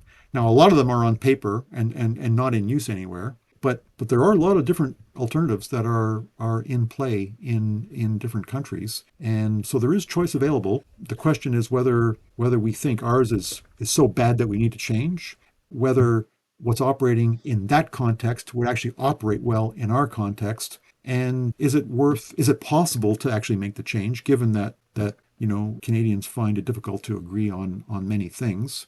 And then I guess the last question is whose interest will be advanced by changing the electoral system? Because if it's true that all organization is bias, then a changing electoral system is going to benefit somebody and operate to the detriment of somebody else. Just as the current system benefits certain kinds of interests and operates to the detriment of others. So that's the high level. Cool. So let's drill down into the current system we have, the single member plurality. Most people know it as the first past the post system. So can you get into how does this system work? Sure. We have 343 seats in the House of Commons. Accordingly, we have 343 geographically defined electoral districts covering the whole of the territory of Canada. Each electoral district has roughly, and I mean really roughly, the same number of people than as every other one. So they're roughly equivalent in terms of demographic population size. And then we say that there will be one MP elected per riding in every election. So single member seat. And any number of candidates can run for that seat in an election. There are certain rules that apply. You have to make a deposit with the chief electoral officer, and you'll get it back if you comply with all the reporting requirements that Elections Canada imposes on candidates. So there are technical things to make sure that complete idiots are not involved in the electoral system to sort of discredit the process and so on and so forth. And there actually is like no limit on the number potentially of candidates who can run. If you can get 50 signatures, you make a deposit with the chief electoral officer, you can basically run. And I think in one of the by-elections in maybe it was the Ontario, the Toronto by-election in June of 2024, the federal one, there might have been like 180 something candidates. Like it was a ridiculous number. And of course, I don't even know why half these people or even all of them ran because they would get like zero votes or one. Like, how about a guy who gets zero votes? That means he didn't even vote for himself, you know? Um, but anyway, like they're there. So there's in principle no limit, but what it means is that there is actually a small number of really viable contenders, maybe two or three or four. But anyway, that's what happens. And then the decision making rule is very clear. During the one day when polls are open and there's advance voting too and so forth, people vote for the candidate of their choice. And when they're all added up, the candidate with the most votes wins. That's it. And if there are two candidates, then the person with the most votes is also the person with the majority of votes. If there's three or more candidates, the winning candidate may have a majority of votes, but not necessarily. But in our system, it doesn't matter. All you have to do is get more votes than everybody else. So that's a plurality of the vote, not necessarily the majority of the vote. So that's basically it. And I'll explain one potential consequence that everybody seizes upon in criticism of it. When we have a general election in Canada at the federal level, I'll talk about the federal level here just to keep it simple, we actually don't have an election. We have 343 elections. Every election in a riding is its own election. And so we have 343 of them. I think that's very important to get straight. And each election produces a winner. And that winner goes to the House of Commons. And the winner is almost always a representative of a political party. And so then you can calculate at the end of an election, a series of elections rather, the number of votes that candidates of a certain political party won, and then you can aggregate the number of votes the candidates representing another political party won. And what people often do is notice the disparity in popular vote given for a party and the the percentage of seats in the House of Commons that party actually won. And I'll explain it here very very simply and easily, just so we understand the point. Let's say we imagine elections in Canada, 343 elections, an election year, and there are two parties, Party A and Party B. Let's say in every single contest, the candidate representing Party A won with 55% of the vote. Okay, a landslide. What that means is that when you look at the composition of the House of Commons, Party A wins 100% of the seats, but it wins 55% of the vote. And that disparity is like just sort of the way it works. It's just the way it works. And the critics of SMP say That's a real problem because the SNP mistranslates votes into seats. And that's why it's bad, because 45% of voters don't have any representation in the House of Commons. The parties for which they vote get no seats in the House of Commons. And that's unjust. And so we need a system that translates votes more accurately into parliamentary representation. But notice a couple of things that happen here with that argument. First of all, that way of arguing kind of downplays the significance that 343 separate elections took place. And so it's kind of an interesting slip then to sort of aggregate the result of these individual elections into this big giant global result that we report with respect to Parliament as a whole. And then the second little piece in this argument is that the critics are automatically going to party representation. So they're already sort of like embodying a certain account of representation when they make this criticism that it's actually the parties that are important, not the candidates. And there is merit to what they're saying because parties are really important in Canadian politics. They really help to organize the vote. As a matter of empirical fact, a great many voters do vote on the basis of party, not on the basis of candidate or on issue, and so on and so forth. So there's merit to that. I get it. But in the constitutional sense, you're actually voting for a candidate. You're not voting for a party, right? That's the constitutional sort of principle here.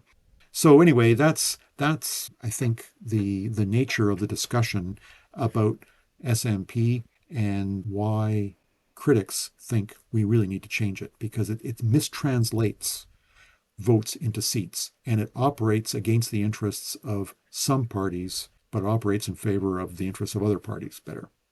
Hmm.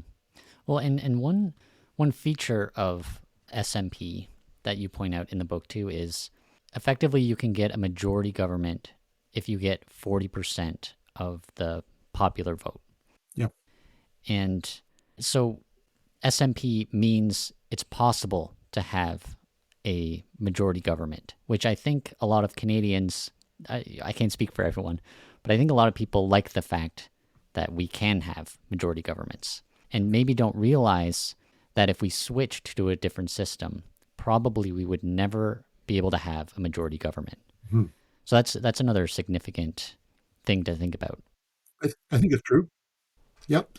That is a subject of lots of discussion. And because the great thing about a majority government is that we know who's responsible for public policy in the next 4 years. It's them because they get to control Parliament. And so accountability is an important principle in democratic politics and constitutional politics. And the SMP, it does manufacture parliamentary majorities, and it does so by kind of awkwardly translating votes into seats. But it produces what some people think is a really salutary consequence. And so that's a good point. Now the critics would say in response that there are many countries in which the electoral system produces constant minority or coalition government, and it generally works. It works. It's worked for decades in Germany and in other continental European countries.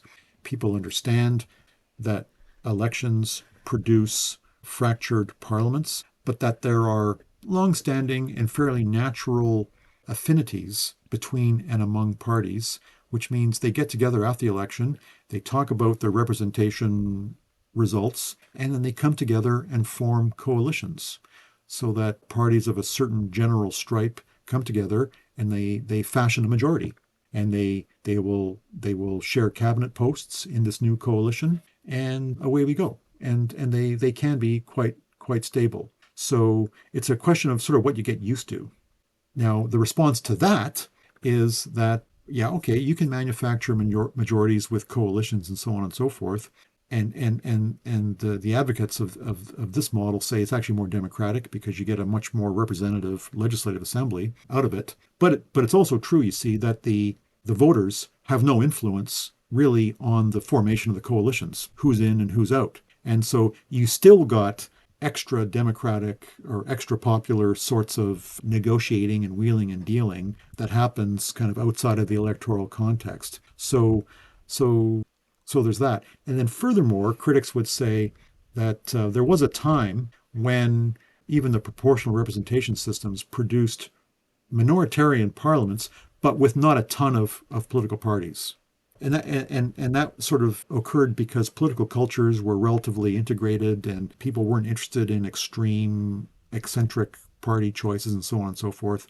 But these days, the concern is, well, political life is really fragmenting. There's a lot of anti-system kind of agitation. Far right people and parties seem to be gaining some traction in European politics. And yeah, we might be in for a rough ride here because a lot of the arguments for proportional representation in Canada and in Europe have always had kind of like a left-wing sort of bias. That what's good about PR is that it actually helps the left parties become stronger. Well, and that's because there've been a lot of left parties, like small left parties, but not many at all on the right. Well, what if the political climate changes? And now we've got all kinds of right wing parties of various kinds now gaining some electoral traction. PR works for them too. And then a lot of people say like, oh, we weren't in for this, So there is a sense in which the majoritarian SMP type system does operate against all fringe parties based on numbers, not ideological stripe. Hmm. Well, so a couple follow-up questions still before we move on to the PR system. I'm wondering if you can address this idea of from the certain voters' minds that, oh, I wasted my vote because the guy I voted for, the guy or girl, didn't win. Mm-hmm. Can you address that comment? Yeah, it's a common claim, and it's like a serious claim. I think a lot of people feel that way, and I understand the frustration. So the idea is that if you are in a constituency in which the strong party, let's say, is the Conservative Party, but you're an NDPer, you want to vote NDP because you think their ideas are the best ideas, but you know that the past experience in this riding and maybe even the polls in this campaign are showing the NDP candidate with just like 10 or 15% of the vote support, but the Conservative candidate has 40%, and the Liberals, maybe have 30 or 33% or something like that. So the Liberals are kind of close to the Tories. They could beat the Tories, maybe, but the Tories are in front. I hate the Tories because I'm an NDPer, and I don't like Liberals either, but I dislike them less than I dislike Tories. But I really love the NDP, and and so the election day has arrived, and what do I do? Well, do I vote my heart and my conviction, vote for the NDP candidate, and lose big because probably the Conservative candidate is going to win? Or do I vote strategically and say, okay, I want to vote NDP. They're my heart's desire. If I do, they will lose. And and if I vote for them, that means I'm not voting for the party that could beat the Tory, in which case I'm actually helping the Conservative win. And I really don't want that. So what I have to do is abandon my party, vote for the Liberal to block the Tory. That's strategic voting. And it leaves a bitter taste in the mouth of every NDP voter in a minority NDP riding. So I understand the idea. And yep, that's what you just got to do. And one can say, well, like, welcome to life. Life is about compromising and choosing the least worst often and not the best. And here's just one political example of a general law of human existence, and that's like sort of, eat your darts or something. But advocates say it doesn't have to be that way. We can adopt a different system that counts votes differently so that you don't have to kiss away your preference. So let's do it. Hmm. Well, so one last thing before we get to proportional representation. Can you say more about the parties that single member plurality seems to favor? Like the national broad parties and but also regional parties, right? That those parties kind of are advantaged by the system too. Right. So large parties with significant support across the country, which means across the 343 electoral districts, have a good shot at government. Because if let's say if they are polling at 40% across the country and around 40% in every riding, then they've got a good chance of electing a lot of MPs. But it's a particular kind of party. It's a party that has a national prominence, that is attractive across the country, and that is, competitive in lots and lots of ridings all across the country. And so the question is, what kind of party can be that kind of party? Now, there's another kind of party, which is a fringe party, a smaller party, which may have support across the country, but with a certain constituency, with a certain kind of voter. And these voters are everywhere, but not in great numbers. And that means that in any riding, that party would get 10, 12, 15% of the vote, which means if that's true across the board, then that means that party would get 10 or 12 or 15% of the national popular vote. Okay? And that would translate into like 40 seats in the House of Commons if we translate it perfectly. But you see, in our single member plurality system, if a candidate gets 10 or 12 or 15% in a constituency election, he or she's not going to win. And if that's true across every riding, yeah, then that party will get no representation at all. Now, imagine another small party with, let's say, 8 or 10% of national support. So 7% of all votes in an election were delivered to this party. But imagine that that party is competitive only in one region of the country, such that the 7 or 8% national vote is actually concentrated in a small number of electoral districts, which means the 7% national translates into 35, 40% of the support in a group of regional ridings. And if you get 35, 40% of the vote, yeah, you're gonna elect MPs.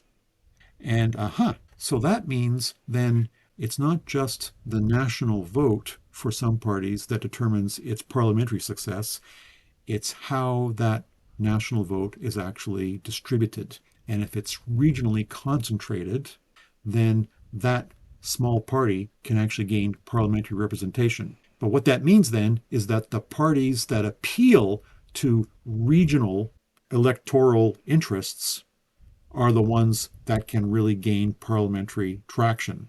And the best example right now is the Bloc Québécois. This is a party whose activity and support is regionally concentrated, namely in Quebec. And it gets 8 or so percent of national support, but it's all concentrated in a province with 78 seats. And that means the 8% national support translates into what, 25% or something of the popular vote in Quebec. And then that 25% is concentrated in ridings in Quebec. And so it gets a lot of MPs as a result. In 1993, it was the second party in the House of Commons. And so you got a bunch of separatists who were Her Majesty's loyal opposition of all things. They had 50 something, 52 seats, I think, or something like that in the House of Commons at that time.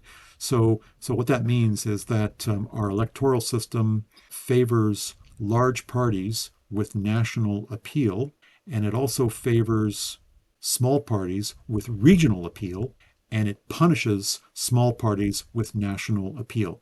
Talk to Elizabeth May, leader of the Greens, and she'll say, I just can't stand this because we've got support across the country, 5, 6, maybe or so percent support, but it's like pulling teeth to elect anybody because that 5% is distributed across the country among a certain kind of person who really likes the green agenda. Mm-hmm. Well, let's move then to proportional representation, which would help out Elizabeth May and other parties like the Green Party. Can you talk? And so there's a couple different systems that fit within this category, but can you talk about proportional representation and how that system works. Yeah, I'll keep this simple, not least because it gets blindingly complicated very, very quickly. There's so many different ways to allocate votes in a PR system, and there's so many variations on the theme, and so on and so forth. And I don't even know most of them, and so it just makes my brain hurt way too much. But the the simple point is this: that proportional representation systems operate on the premise that parliamentary representation of parties should match voter preferences for parties. So if a party gets 28% of the vote in a jurisdiction, it should get something close to 28% of the seats in the legislature. So there's a much more fitting, symmetrical translation of party votes into party seats. And so that's actually like the premise of it. That's the point of it. That's not the effect of it. That's what it's designed to do. And so we have to alter the way we organize the system to produce those results. And what proportional representation does is create multi-member electoral districts. And I can explain this one maybe with a simple example. So let's say that we adopt proportional representation in Canada at the federal level, but we still have the concept that each province will have roughly the percentage of seats in the House of Commons that matches its percentage of the population of Canada. So under that principle, Ontario gets whatever it is, 122 seats in the House of Commons. So let's say we're going to have PR. Well, what we're going to do is make Ontario one large electoral district. And that district is going to elect 122 MPs. So it's going to be a multi-member electoral district. And at election time, Ontarians are going to vote. And they are not going to vote for a candidate. They're going to vote for a party of their choice. And the result might be, 35% conservative, 35% liberal, and 30% NDP, let's say. Well, that means that 35% of the 122 candidates from the Conservatives are going to go to Ottawa, and 35% of the 122 are going to go as Liberals, and the 30% are going to go as NDP MPs representing Ontario. And well, who exactly? What MPs? Well, prior to the election, each party is going to draw up a list of candidates, 122 names, rank ordered from 1 to 122. And that'll be that own party's process for determining who are the people on that list and in what order they appear. That's up to the party. And when after the election, the Conservatives get 35% of the vote, then the top 35% of the Tory candidates on the Tory list are elected to the House of Commons. And the leader will be at the top of that list for all the obvious reasons. And then the question is, yeah, like who gets to be number 2, 3, 4? Well, it'll be people who are popular, lots of experience, whatever it happens to be. It'll be like an internal party process to determine that list. So that's sort of how it goes. It's very party centric, but it really delivers on this promise that the percentage of vote for a party translates into percentage of seats for that party. And then in a federal election like this, every province would undergo the same process, and you would have a House of Commons that would pretty accurately reflect the party preferences of Canadian electors. Now, the one big variation here is, I mean, there are lots of variations, but one common one is to open the list, which means during the election, I would get a ballot as a voter, and the ballot would not only have the parties across the top, but under each party label, it would have a list of the candidates the party is fronting. And I have two choices. I could either check the party at the top. There's a little box beside party, go check, and that means I'm voting for the party and I'm okay with the list that the party has drawn up. Or instead of checking the top where the party is named, I check a box beside the candidate I want, in which case I am not only selecting the party, but I'm also voting for a particular candidate. And the candidate who garners the most checks goes to the top of the list, which means is elected to the House of Commons. And so I'm voting for the party and the candidate at the same time. And I'm reordering the list or helping to, right? And that sort of opens the list to the voters to decide what MPs they would actually like to have. So you can do that kind of thing. And it will almost certainly produce minority parliaments, and then we'll be into coalition governments and the merits of that way of operating a parliament. Could be good, could be not good. We'll have to see. Hmm. And one other question I have about the effect of proportional representation. I've heard people argue that this would change how campaigns would be executed in terms of how parties would run their campaign. And maybe they'd be less combative and we'd be less polarized because they know, oh, we're going to probably be in a coalition government with some of these people, so we shouldn't be as hard on them. Is that true, or is that how do you think that's a viable argument or a viable effect that this would have? It's plausible. It's a plausible argument, and I see the logic of it.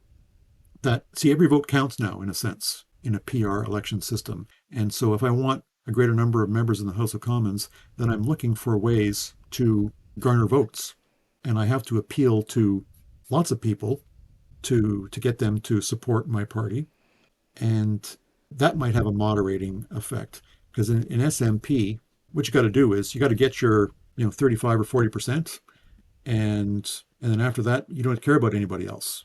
And the argument is that that sort of creates more conflict and rancor and polarization and so on in the whole political process. So maybe that would work. The other thing, of course, is that a party competing in an election against other political parties has to keep in mind what the reality is going to be after the election, and that like I'm going to have to cooperate with some of these people like after the election, and and so I don't want to defame them too much because we might be actually be governing partners later, and so that may produce a moderating effect on the system and on the nature of political debate and so on. So we'll have to see. The counter example would be Israeli politics. It's got a very straight up list PR system. It's got a Knesset with lots and lots of little parties, and governments always have to negotiate coalition arrangements with small parties, some of them with fairly extreme policy positions, and it's really hard to do. Italy, for many years after the Second War, had a list PR system. It had a proliferation of parties, and it was a gong show. Like they'd have changes in government like once a year.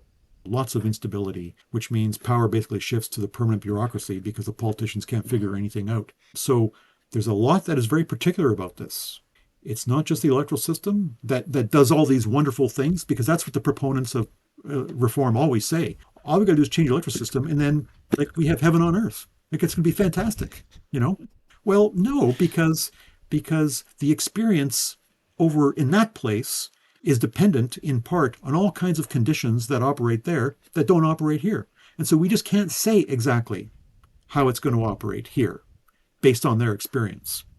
We may have some intimations, but you can't really take them to the bank. So we have to be careful about this. And so yeah, I think lots of effects are plausible, but you just never really know for sure. And one last point, by the way, Ian, is that people vote a certain way in part because of the system we currently have. What often happens is that we say, well, in a new system, how it's going to work. Well, what we use is voting patterns from this system to extrapolate on the performance of the new system. But the new system creates different kinds of incentives, and people may change their voting habits.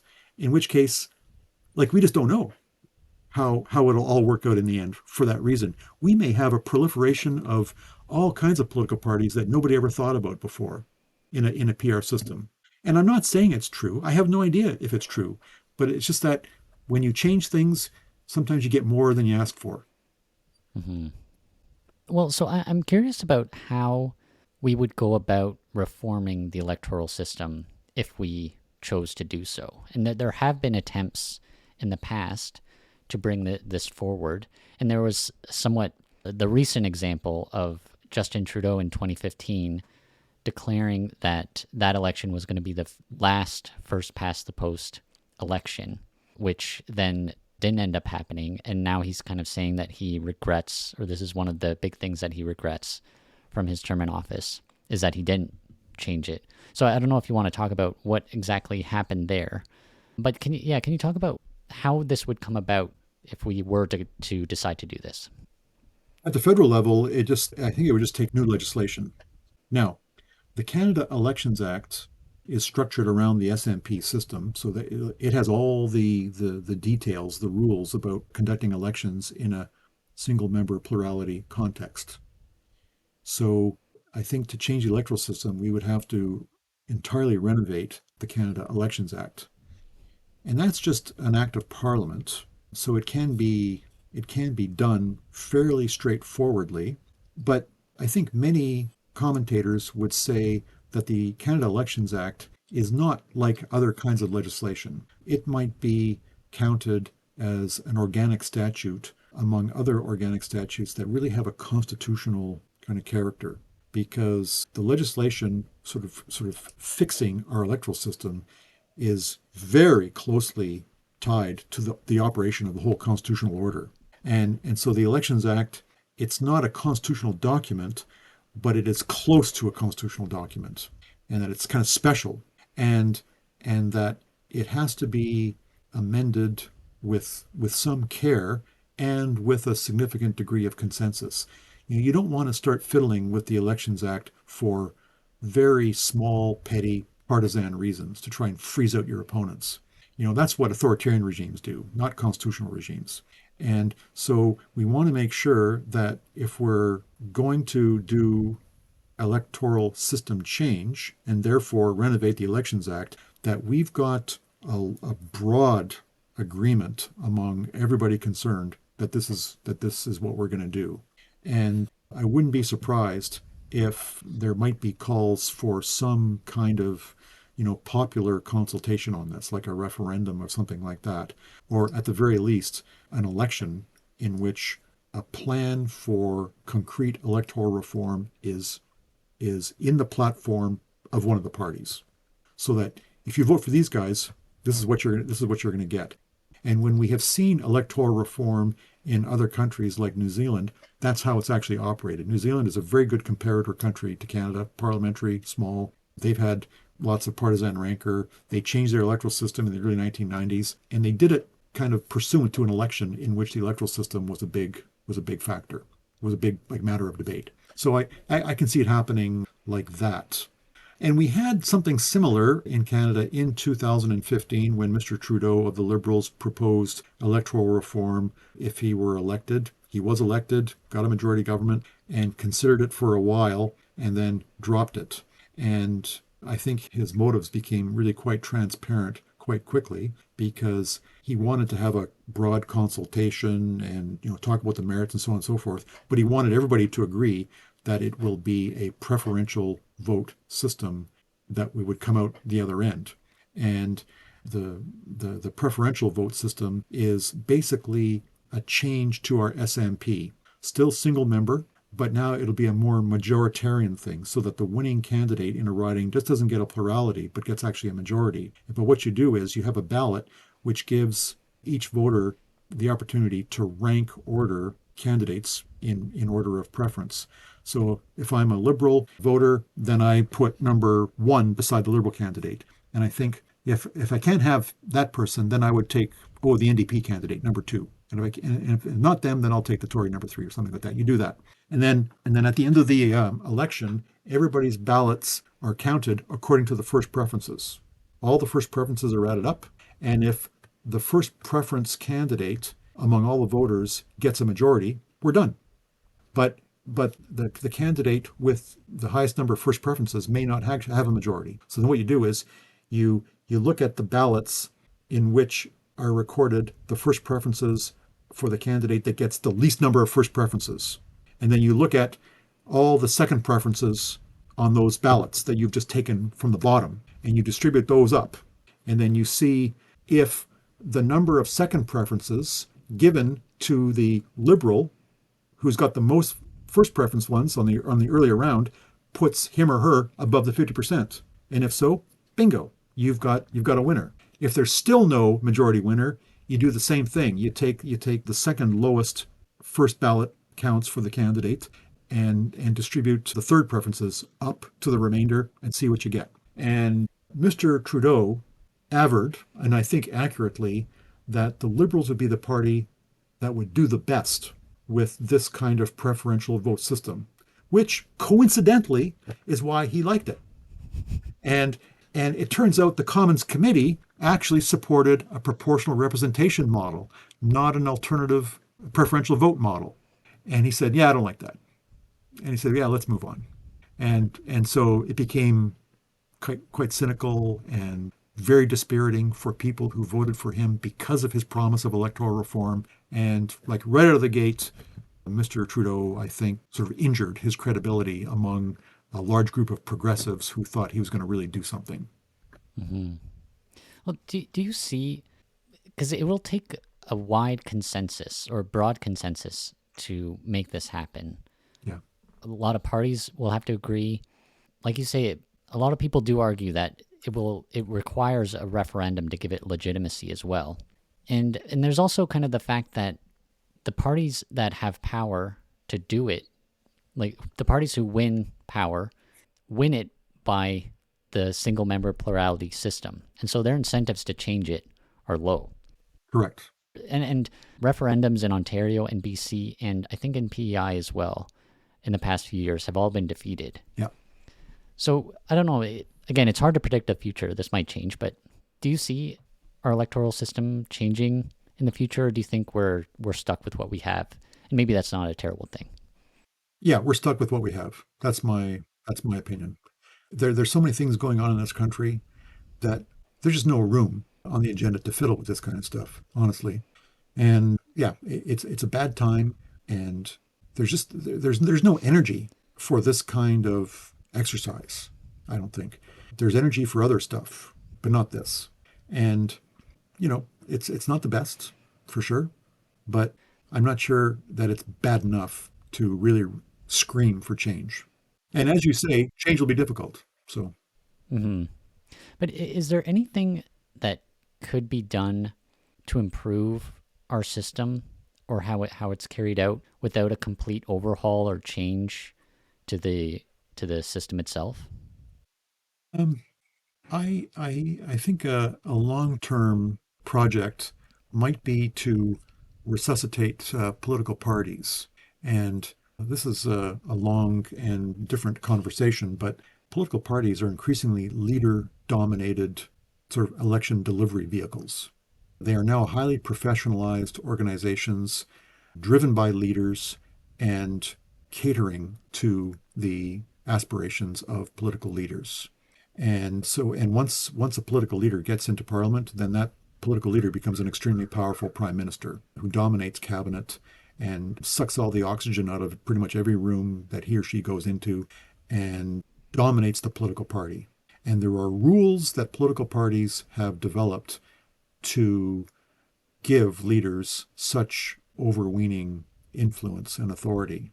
And I I think that some people now are beginning to notice this, and they're thinking about maybe ways that we need to alter the operation of political parties themselves to make them broader institutions that bring more people in and that operate to reduce the idea of a leader as kind of like a personality cult. And unfortunately, the liberals have been suffering from the effects of having a personality cult for now 10 years. And the party's in terrible shape. And and everyone's hoping, well, maybe like another real cult leader is going to deliver us. And Mm. and unfortunately, the liberals have not had time to like think all this stuff through and and kind of re-examine themselves and what their policy identity is and how they're going to integrate Canadians into the like the continual kind of operation of the political party and also think about how they elect leaders and how they influence the leader of their own party as opposed to the leader taking over and telling them what to do all the time. And like the criticism of Justin Trudeau is now like a very familiar song. that he sort of camped out in the PMO and he had 3 or 4 people around him, and that's all you need to know about him and his decision making. That's it. Caucus, nothing. Cabinet, nothing. And it worked to the detriment of the country and to the party. And so I just wonder if, that's where some change may take place. And again, it's not going to be top down change. It's not going to be like the government of Canada telling parties what to do. No, no, no. The parties will have to decide this. Whether they want to generate like personality cults every time with a new leader, or whether they want to like think of a different model. Mm-hmm. Yeah. Well, yeah, I think that's a great note to leave on. Again, there lots more we could talk about, but I think it'll be good to leave it there. But again, it's really fascinating conversation. So just really appreciate you taking the time to do this. So thank you very much. My pleasure, Ian.